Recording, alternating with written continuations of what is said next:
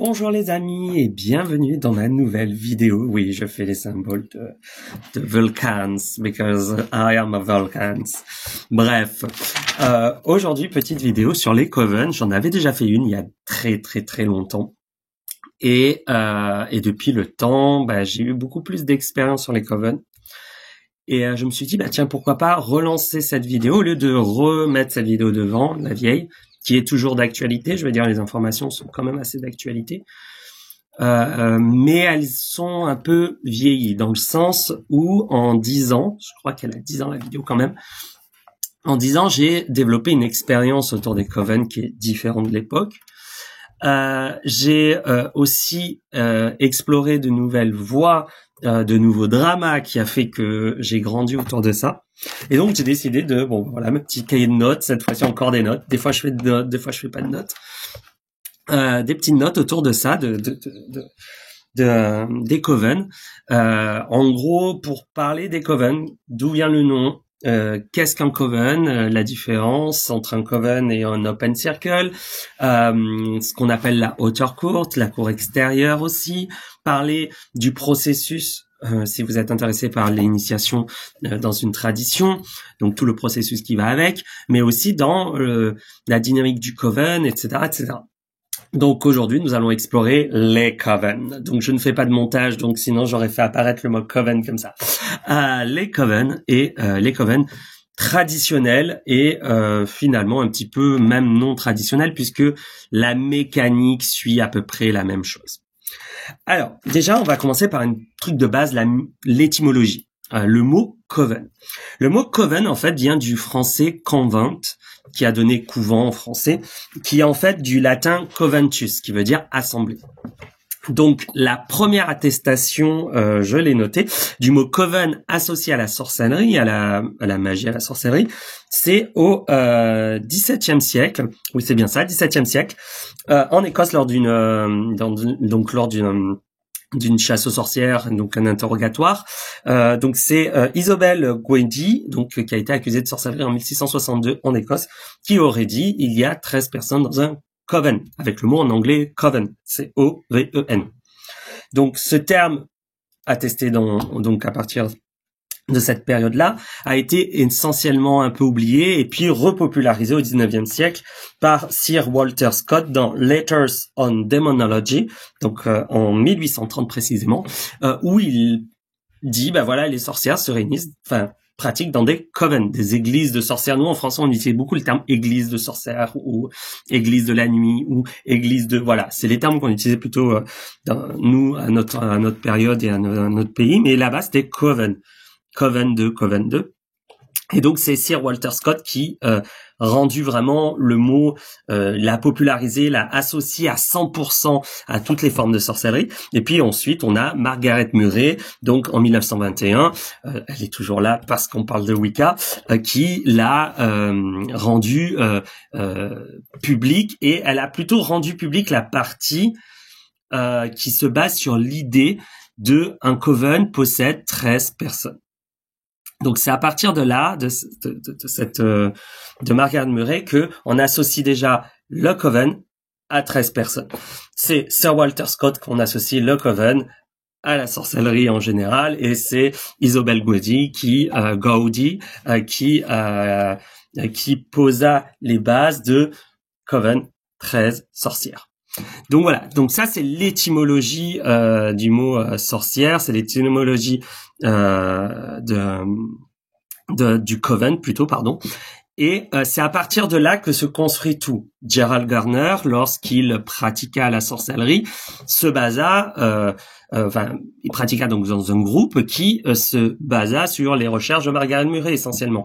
Donc tout le vocabulaire, toute la mécanique a été vraiment inspirée de Margaret Murray, ce qui fait que le mot est rentré très rapidement dans la pratique sorcière du groupe de Garner, et ensuite dans la pratique sorcière de Garner, de sa descendance, de la Wicca, et puis parallèlement de tous les groupes qui en découlent, puisque si on s'intéresse un petit peu à la sorcellerie moderne européenne, en remontant un petit peu le fil, tout provient du New Forest Coven, donc ou en tout cas de New Forest, parce qu'il y a deux grands coven qui existaient à New Forest selon en tout cas jusqu'à présent ce qui est dit, celui finalement qui descend de Garner et ceux qui descendent de Sybil ça y est, j'ai un trou de mémoire, donc de Sybil. Ça me reviendra son nom de famille, son nom sorcière. Bref, on a ces deux points qui est important. Et donc à partir de là, on a donc ces deux covens, donc tout remonte à là. Donc ça, c'est important de aussi associer ça à l'histoire de la sorcellerie moderne.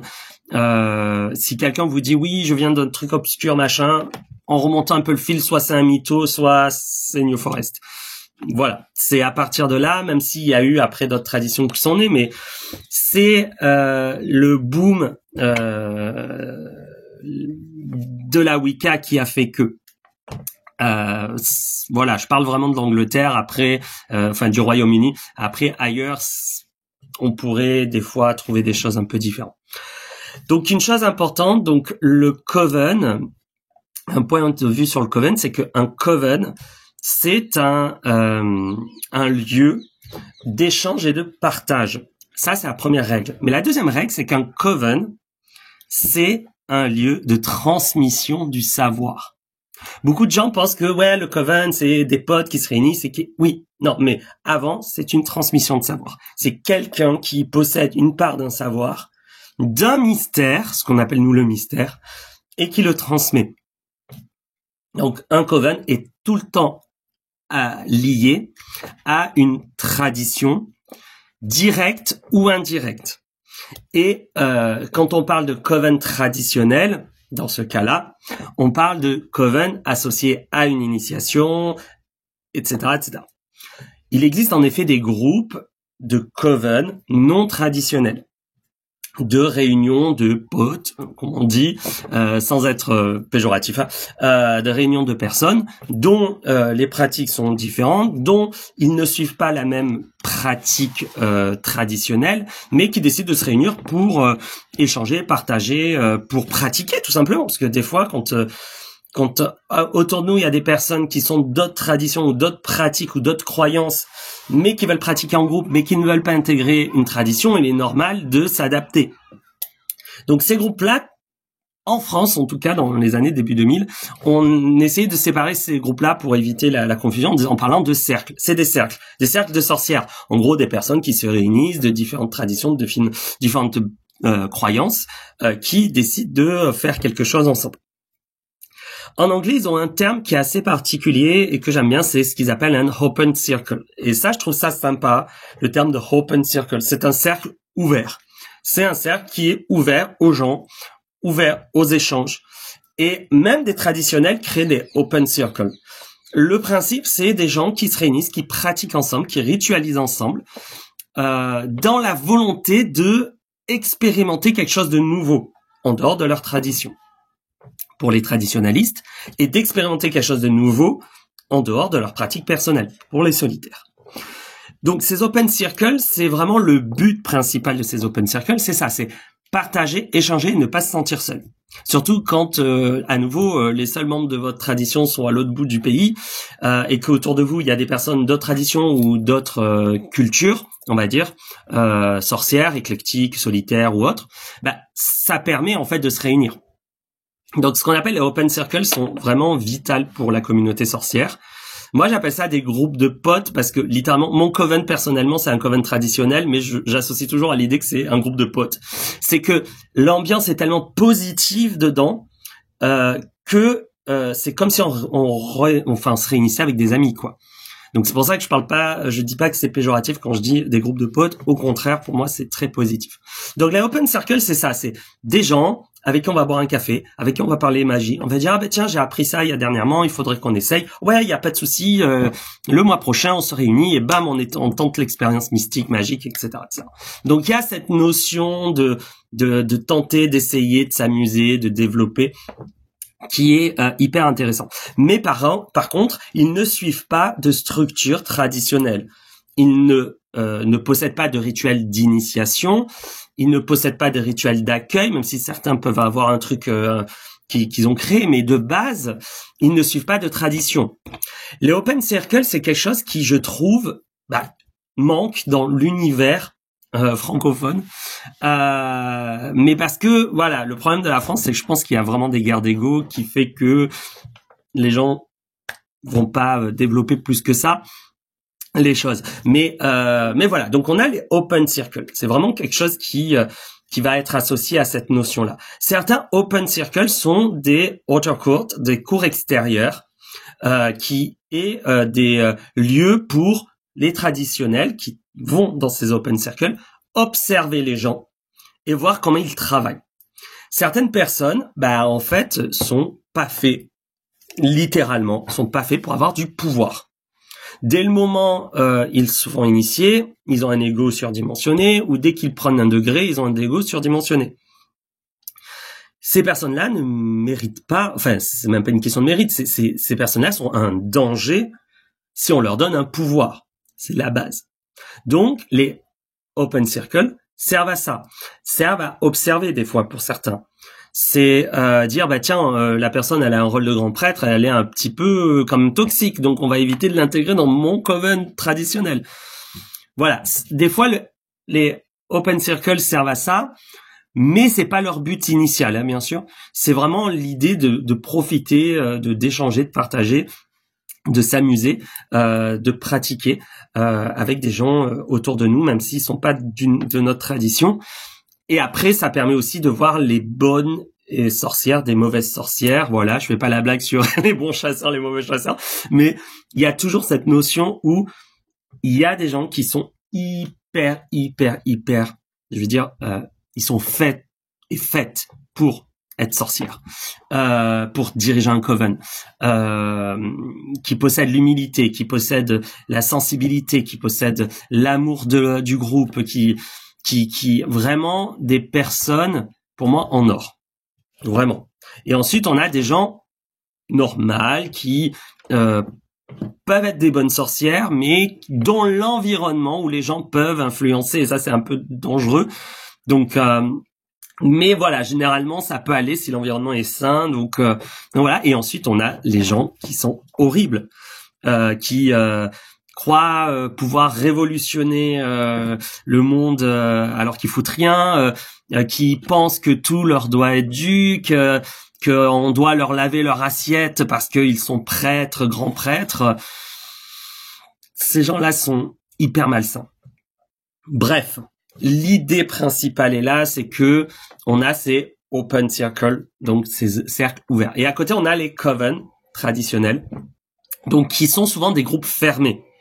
Des groupes fermés avec un rite initiatique, avec une autonomie. Chaque coven est autonome. Même s'il possède une lignée commune, chaque coven est autonome. Ce qui fait que moi, par exemple, après je parlerai un peu de moi, mais moi en tant qu'elders, donc j'ai plusieurs covens qui descendent de moi, je n'ai aucune autorité sur la façon dont ils pratiquent.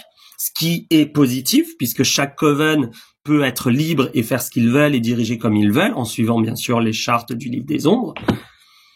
Et d'autres, en fait, le côté négatif, c'est que j'ai aucun pouvoir dessus. Donc si à un moment donné un coven part en couille, je peux rien faire. Il y a cette autonomie qui est très importante en Wicca traditionnel. Chaque coven est libre d'être autonome. Donc ça veut dire qu'ils n'ont pas besoin de l'aval officiel d'un elders pour faire quelque chose. Par contre, on peut demander conseil. Et moi, c'est ce que je fais. Je demande énormément de conseils à mes elders. On peut demander conseil, mais les elders sont des conseillers. Ils vont dire, faut mieux éviter ça, mon expérience a dit ça, etc. Mais après, c'est ton problème. Donc, c'est des groupes fermés, des groupes initiatiques. Alors, fermé, ça veut pas dire personne rentre. Ça veut dire que les rites sont pas publics.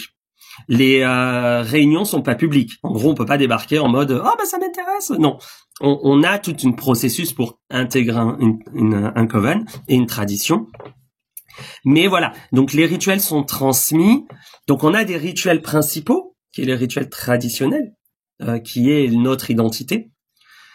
On transmet ça. la personne apprend ça, c'est la tradition. On apprend une tradition, on apprend une forme de magie, on apprend une forme de religiosité. Et à partir de là, lorsqu'on maîtrise tout ça, d'où les degrés aussi qui existent, lorsqu'on maîtrise tout ça, à partir de là, on peut créer quelque chose. Toujours dans le contexte, toujours dans garder la structure, mais on peut créer quelque chose. Par exemple, on peut développer une forme de magie spécifique au groupe. Je sais pas moi, la magie de la danse, la magie du chant, qui est spécifique au groupe et qu'on va le pousser à un niveau en expérimentant avec le groupe, etc., etc.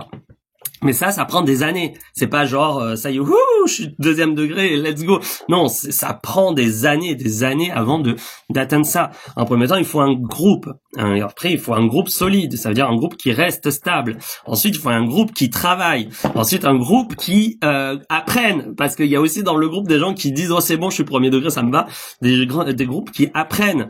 Donc, qui apprennent la tradition, qui la connaissent, qui savent tracer un cercle. Qui savent l'histoire de la Wicca par exemple.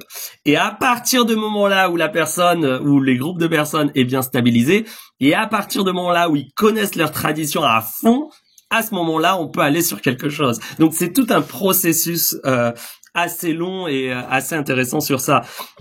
En tout cas, c'est le Coven, c'est aussi un lieu de tranquillité. Un lieu de famille, même si pour certains ça veut dire beaucoup de choses, famille, mais un lieu où on est bien. Il faut que dans votre coven, si un jour vous allez accéder à un coven, mais ça marche aussi, je pense, au Open Circle. Lorsque vous atteignez un coven, la règle principale, c'est qu'il ne doit pas avoir de sous-entendu. Il doit avoir une toxicité et pas de passif agressif. Je veux dire, dès le moment une chose est dite, si cette chose est dite pour faire mal, le coven n'est pas sain. Il faut fuir. Ça m'arrive des fois de dire quelque chose. Alors j'ai tendance à dire ce que je pense, c'est mon défaut aussi, mon énorme défaut, c'est d'être obtus, fermé et de balancer quelque chose et que ça blesse. Mais dans ma façon, mon processus de le dire, c'est pas pour faire mal. Mon but n'est pas pour faire mal à la personne, mais juste pour lui dire, voilà le problème. Je te balance le problème dans la tronche, c'est ça mon problème, et là j'arrive plus à le retenir. J'essaie de le retenir, de le conserver pour pas te blesser, mais là je peux plus, bam, je balance le truc. Et à partir de ce moment-là, il faut comprendre. Dans un cercle, c'est comme ça que ça marche. Dans le sens, bon, après il y a les personnalités des choses, mais dans le sens où si quelque chose est dit, normalement, si c'est sain, c'est pas pour le mal. C'est pour dire, voilà, il y a un défaut qu'il faut corriger ou il y a quelque chose. Après, certains vont mettre les formes et d'autres, comme moi, vont hélas pas mettre les formes. Ou bien vont écrire pour mettre les formes. Parce que généralement, quand j'écris, je mets les formes. C'est plus simple.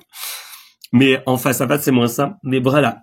L'idée principale donc de ce point-là, c'est que un coven, c'est comme un groupe d'amis, de famille hyper sain, dans lequel on peut s'exprimer, dans lequel on peut partager. Il peut y avoir des conflits, mais de base, ces conflits ont pour but final d'être quelque chose de positif, de construire. Donc ça, c'est des points qui, voilà, c'est très brouillon finalement. Je suis en train de remarquer que ma vidéo est hyper brouillon. Je suis vraiment désolé. J'ai mes notes, mais finalement, je jongle dans mes notes à droite à gauche, donc voilà.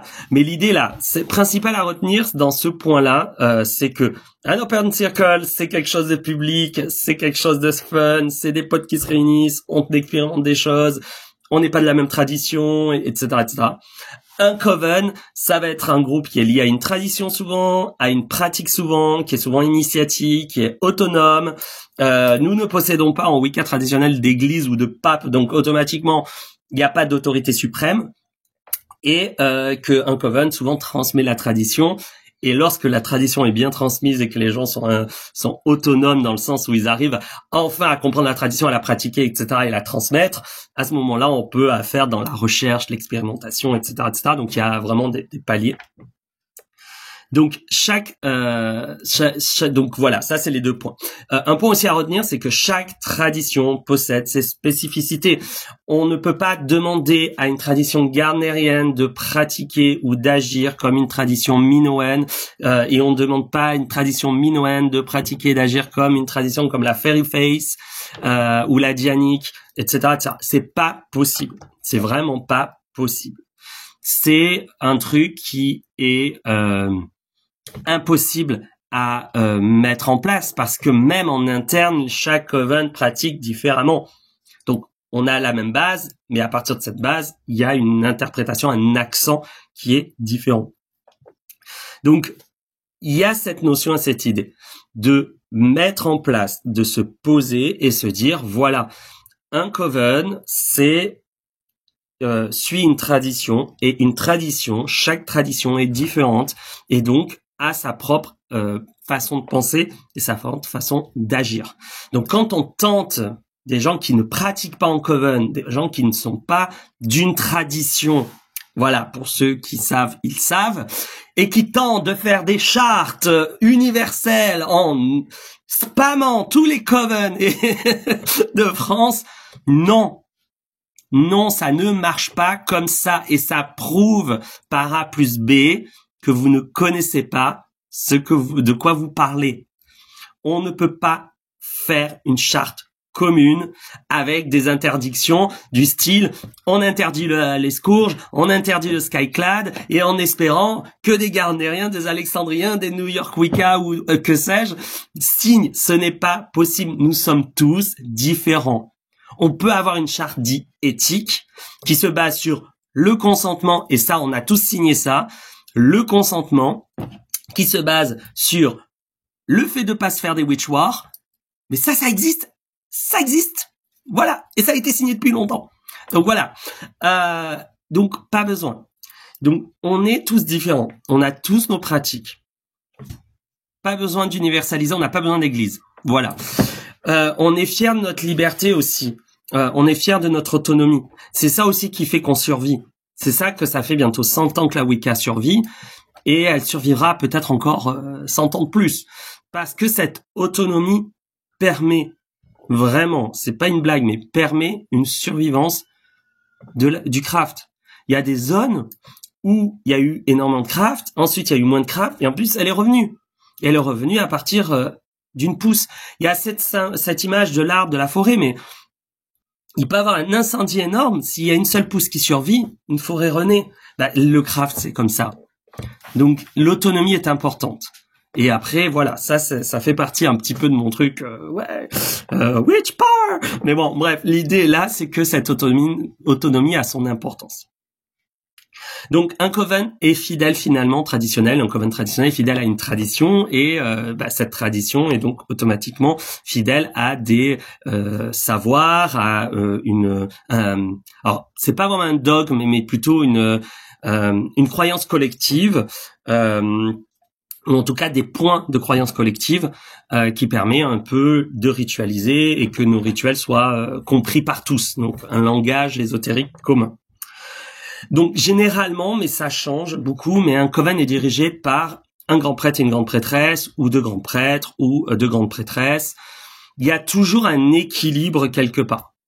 Il y a toujours un équilibre entre deux forces, deux personnes minimum qui va diriger le groupe. Diriger peut varier d'une tradition à une autre, d'un coven à un autre, donc je peux pas être plus détaillé que ça.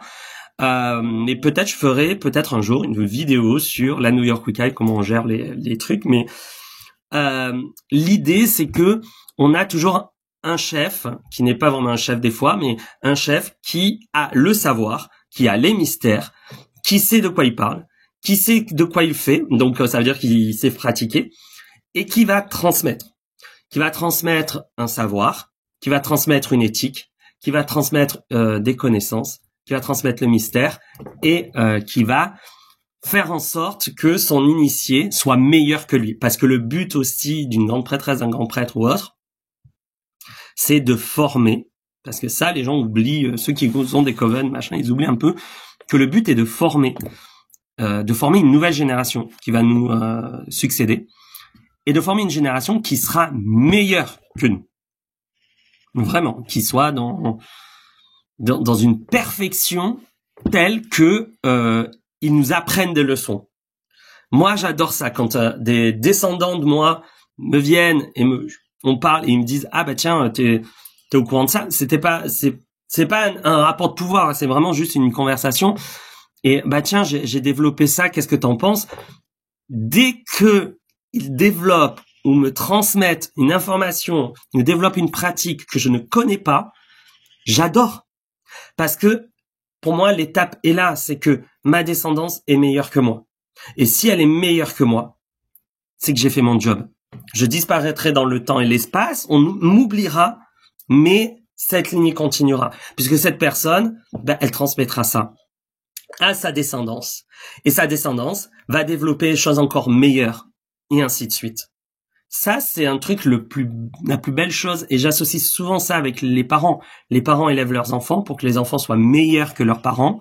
Désolé, c'est la réalité, donc si vous pensez pas ça, c'est que vous êtes des mauvais parents. Les parents élèvent leurs enfants pour que leurs enfants soient meilleurs en tout, dans le sens intellectuel, dans le sens professionnel, dans le sens financier, qu'ils aient une meilleure vie. Et à partir de là, ces enfants-là, dès qu'ils atteignent quelque chose de meilleur, ils ont fait leur job, les parents.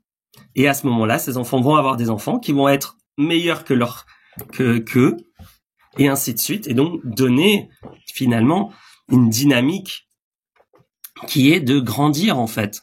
C'est le but même de notre vie, c'est de transmettre, de grandir et de faire grandir notre civilisation, de faire grandir nos idées, de faire grandir. Et ça touche tout, la science fonctionne comme ça. Je découvre quelque chose, je crée quelque chose. La nouvelle génération démonte ce que j'ai théorisé, recrée quelque chose de meilleur, et ainsi de suite. C'est comme ça que ça marche, et ça doit marcher comme ça. Donc voilà, un coven est dirigé, donc pour reprendre une raison, le coven est dirigé par une grande prêtresse et un grand prêtre, ou de grands prêtres, ou de grandes prêtresses, souvent de 3e degré, ça va dépendre des traditions, des fois ils ont 2 degrés, des fois ils en ont un peu plus, mais généralement du degré dit élevé, le plus élevé de la tradition. Et leur but est vraiment de transmettre, de diriger, et ils ont beaucoup de boulot. Clairement, les gens pensent que c'est s'asseoir sur un siège et rien faire. Au contraire, on doit gérer. J'ai tout noté. On doit gérer la gestion de l'ego, déjà de son propre ego, de soi. Donc déjà, il faut gérer notre ego à nous. L'ego des autres. Ah, mais moi, je suis initié, je suis trop puissant, machin. L'ego de sa descendance. Si on a une descendance et qu'il y a des conflits, alors là, ça part en couille, il faut être le juge, il faut dire non, mais là, tu exagères, etc. Les conflits. Combien de fois il y a des conflits dans les coven? Les conflits de cul, machin couche avec machin, mais en fait il est marié, la femme elle débarque. Moi j'ai pas vécu ça, mais on m'a raconté ces histoires. Donc conflit de cul, conflit d'intérêt, conflit de ah pépinaise, tu m'as volé mon atamé. Des fois il y a des histoires qu'on m'a racontées, j'étais en mode mais waouh. Bref, toute forme de conflit, de drame, il faut les gérer. Les drames en interne, les drames en externe. Moi, quand j'ai commencé la New York Wicca et que j'avais mon coven, les witch wars extérieurs de tradition. Un jour, je ferai une vidéo sur l'histoire de la Wicca, la New York Wicca de son arrivée en France. Vous verrez que c'est vraiment Dallas le truc. Le drama que j'ai eu de la part, j'étais attaqué de tous les sens. Les éclectiques d'un côté et les autres traditions européennes qui n'aimaient pas trop que les Américains débarquent. Ça a été un bordel.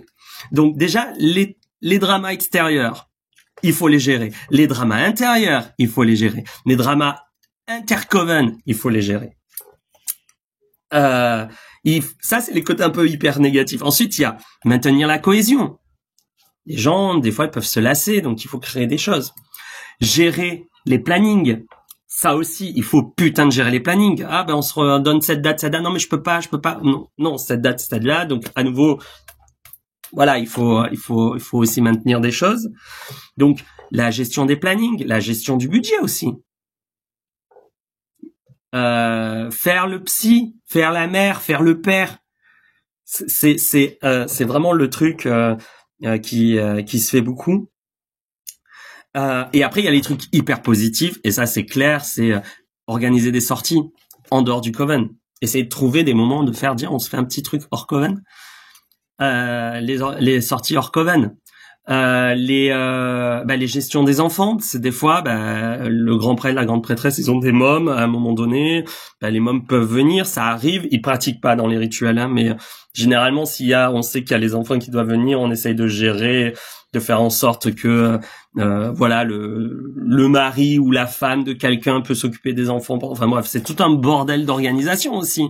Parce que ça aussi, les gens s'imaginent que oui, on est tous célibataires, on n'a pas d'enfants et tout. Ben non, il y en a qui sont mariés avec des moldus. Quelle idée de se marier avec des moldus. Non, je plaisante. Ils sont mariés avec des moldus. Ils ont des enfants. Ils ont des enfants de jeunes bas âge. Donc il faut gérer ça aussi, hein, le planning. C'est pas que voilà, il y a pas mal de choses qu'on lutte et qu'on gère. Et il y a un truc très très important, c'est qu'un grand prêtre et une grande prêtresse doit gérer le truc qui est vraiment important à gérer, c'est éviter de tomber dans un délire sectaire. Parce que ça, croyez-moi, le nombre de grands prêtres, de grandes prêtresses, pour des raisons ou autres, décident, oui, on doit s'isoler parce qu'on nous attaque de tous les côtés, alors que pas du tout, c'est dans leur tête. Ils créent une paranoïa de groupe et automatiquement un effet sectaire de séparation de tout. Mais c'est pas que le grand prêtre et la grande prêtresse, il y a aussi des membres, des initiés de premier degré ou quoi. Oui, je me sens attaqué, oulala, c'est pas bien, machin, on doit s'isoler. Et à force de répéter ça dans le groupe entier croit en ça, et voilà. Donc ça aussi, c'est gérer le côté un peu lavage de cerveau de groupe. Donc ça, on gère aussi dans le fait d'initier les bonnes personnes, mais des fois ça peut, voilà, il y a toujours quelque chose qui peut passer entre les filets. Et il y a aussi un point, en parlant de ça, c'est aussi la gestion de l'ego d'être vénéré. Il y en a qui ont le délire de vouloir être vénérés. Que ça soit premier, deuxième degré, troisième degré. Ils sont les plus forts, les plus intelligents. Oui, mais moi je viens de machin et tout. Voilà. Il y a ce côté où il faut faire attention aussi. Clairement. Et donc en tant que grand prêtre, on doit gérer plein de trucs comme ça. Et c'est les côtés hyper négatifs du grand prêtre. Mais on va avoir des côtés positifs aussi. C'est pas une blague, mais pratiquer ensemble, c'est adorable. Mais en fait, ça, c'est même pas le rôle du grand prêtre, c'est juste le rôle, en général, d'une pratique sorcière en groupe. On pratique ensemble, on échange des trucs, on partage des choses extraordinaires. Et en fait, avec le recul, des fois, je me dis que le rôle de grand prêtre, c'est le pire. Enfin, c'est pas le pire, mais c'est le plus demandant. On demande beaucoup de choses. Et c'est donc c'est assez rigolo ce point-là. Finalement, je vois pas les bons je vois pas les points positifs même dans mes notes, en dehors de dire oh, on est cool, on est ensemble, on partage des choses, mais ça en fait même dès le premier degré on partage tout. Donc il y a pas oui, voilà, un point je pense qui est important, c'est faire partie de l'histoire. C'est con, hein, c'est même si on sera oublié dans 100 ans, plus personne ne saura qui nous sommes, hein, mais faire partie de ce chaînon des chaînes, donc le chaînon de l'histoire de la Wicca en fait, de la tradition, d'autres traditions, hein, de l'histoire de la tradition en disant voilà, j'ai fait ça et il va avoir ça et il va avoir ça et ainsi de suite. Donc c'est assez particulier. Je ne comprends pas ce que vous avez dit. Veuillez réessayer. C'est Alexa qui s'est activée, je ne sais pas pourquoi. Il y a des fantômes dans la maison. Donc ça c'est important, je pense, de dédramatiser la grande prêtresse et grand prêtre en disant oui non mais c'est le siège du trône. Non, en fait c'est vous qui bossez tout, hein, les autres. Le meilleur truc, j'ai toujours dit, et putain le premier degré c'est génial, t'as juste à apprendre le livre des ombres. Voilà, t'as rien à gérer. C'est vraiment la meilleure année de votre vie. Profitez de votre premier degré, croyez-moi. Sinon, le rythme des covens. Alors, les covens peuvent varier, mais généralement, il y a un rythme assez soutenu. Au minimum, une fois par mois. Je sais que mon elders, enfin mon grand prêtre qui m'a initié à la New York Wicca, son coven se réunit toutes les semaines. Tous les samedis, il y a une réunion coven. Je trouve ça génial. Donc ça va dépendre. C'est soit une fois par semaine, soit une fois par mois. Jamais plus. C'est souvent une fois par semaine, une fois par mois. Il y a un rythme à avoir. Les cas rares, c'est une fois tous les sabbats ou autres. Ça, c'est quand les pratiques sorcières peuvent être, enfin la tradition, la pratique sorcière peuvent être pratiquées solitaires. Mais ça veut dire qu'en solitaire, on doit avoir ce rythme assez défini. Donc voilà. Comme je disais, chaque tradition a leur logique, donc n'essayez pas de rentrer dans une logique à une avec une logique de l'autre. Un coven, c'est aussi un corps vivant, donc ça bouge, ça change. C'est pour ça qu'on parle de coven mère et coven fille, un peu comme des cellules mère, cellule fille. C'est parce que ça bouge, ça évolue. C'est assez, enfin j'allais dire important, mais oui, c'est clairement important ce côté vivant. Donc voilà. Ça c'est des petits points sur le coven, et finalement à la base je voulais faire un truc sur les covens, mais ça va devenir un petit peu le journal intime d'Antinous. Donc voilà. Ensuite, le point important, c'est pourquoi intégrer un coven, parce que là j'ai vraiment noirci le tableau en disant il y a ça. Mais pourquoi on intègre un coven?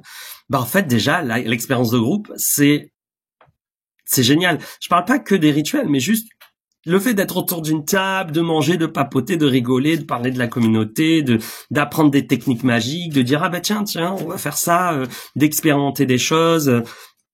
Il y a cet apprentissage de groupe, il y a cette mécanique de groupe que je trouve agréable, et c'est comme rencontrer sa famille, c'est comme rencontrer des amis, un petit week-end entre potes, c'est vraiment littéralement ça, c'est un week-end entre potes. Surtout mon coven, on fonctionne un petit peu la hiérarchie, même si certains me disent c'est un gros défaut, mais la hiérarchie, je m'en fous un petit peu, donc moi j'ai cette philosophie un petit peu de je m'en foutisme, et pas je m'en foutisme, c'est pas vraiment ça, mais de dire que c'est pas parce que t'as un titre ou un degré que t'es supérieur. Et ma grande prêtresse actuellement, elle est pareille, elle a le même philosophie, quoi. Donc on est entre potes, on se réunit, on bouffe, on papote, on discute, on raconte nos vies, nos problèmes de mecs, de problèmes de nana, de problèmes des enfants. On va, ils vont passer des heures et des heures et des heures, ils peuvent vous le dire, à écrire le livre des ombres à la main, puisqu'on écrit le livre des ombres à la main. Ils apprennent la tradition. Donc ils écrivent le livre des ombres à la main. Mais voilà, on va dans cette optique-là, on va dans cette mécanique de bon enfant, et on s'amuse, on ritualise, on échange, on partage. Donc c'est vraiment des moments de partage assez importants. Donc voilà, une des raisons pourquoi c'est d'intégrer un coven, c'est de faire partie d'une communauté, tout simplement. C'est aussi mixer nos savoirs. C'est dire tiens, moi je maîtrise ça, toi tu ne le maîtrises pas, tiens, je vais expliquer comment ça fonctionne, on va expérimenter ça sur quelques semaines, on va sur quelques réunions. Il y a ce côté mixage du savoir, surtout après avoir bien appris la tradition, qui est vraiment excellent, je trouve. C'est vraiment un niveau particulier. Et aussi il y a l'accès au mystère. Quelque chose qui est important de comprendre, c'est que la Wicca ou même d'autres traditions sorcières, c'est des traditions à mystère. Il y a des connaissances qui ne peuvent s'acquérir que par la transmission via une lignée. Je peux pas dire plus que ça. Donc, accéder à ce mystère, c'est aussi la raison pourquoi on veut être initié. Et pour info, les gens pensent, mais le mystère, en fait, il est à chaque degré différent. Mais dans beaucoup de traditions, on va dire, le premier degré, c'est juste pour t'accueillir dans le groupe socialement. Le deuxième degré, on t'enseigne le vrai mystère. Et le troisième degré, c'est, voilà, maintenant tu connais la deuxième partie du vrai mystère, tu peux y aller, tu peux créer ton truc. Donc, généralement, c'est cette structure-là, mais c'est assez particulier comme truc. Je vous recommande le livre de Thorn Moon et la Wicca traditionnelle. C'est un des meilleurs livres. Je pense que c'est le meilleur livre qui a été publié sur la Wicca traditionnelle depuis l'an 2000. Donc vraiment, n'hésitez pas. Donc voilà. Normalement, j'aurais dû faire une petite partie sur mon expérience à moi, mais j'ai un peu dissimulé dans la conversation, dans la discussion qu'on a. Ça fait quand même 40 minutes, donc on va peut-être s'arrêter là. Je ferai peut-être une vidéo sur finalement la New York Wicca, si ça vous intéresse, n'hésitez pas, les commentaires servent à ça. Et je vous dis à très très très bientôt.